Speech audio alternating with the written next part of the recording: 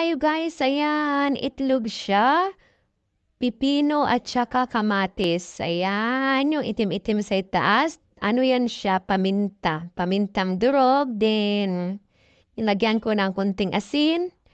Siyempre yung sinamak natin na suka. Tsaka bawang na powder. Ayan, powder.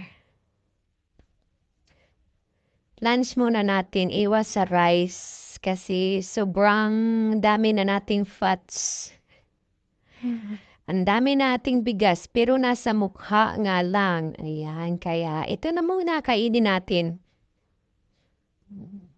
Pipino, pwede tayo magtanim sa bakuran para hindi na tayo bibili para makatipid kasi sobrang mahal ng bigas ngayon. Ako, Diyos ko po, ang mahal na yung kamatis. Tanim natin sapat kung walang bakante sa bakuran. Sapat natin itanim, pwedeng-pwede yan. Paano di dyan sa gilid ng bakod niyo, pipino, pwedeng-pwede. Para hindi na tayo bibili kung marami kayong manok dyan o delivery ng itlog ninyo. Ayan, kaya sipag at tiyaga lang. Para, siyempre, mabawasan yung gastos natin, no? Makatipid tayo.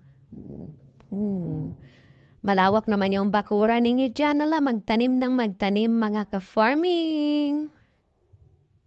Kamatis, pwedeng-pwedeng itanim sa pat o sa may sako, di ba? O, para malibre na yung mga gulay natin. Ang mahal na kaya pag sa palengke. Kaya, lalong maghirap tayo kung hindi tayo magtanim sa bakura natin yun. Kung nasa probinsya ka, magtanim ka. At mag-alaga ng mga manok dyan o ano. Para at least malibre na yung ulam, malibre na yung gulay mo. Pag nasa probinsya ka talaga nakatira, siyempre mas maganda, di ba? Minus gastos.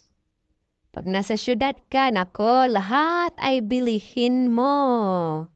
Then, times 2 na yung presyo dyan sa palengke.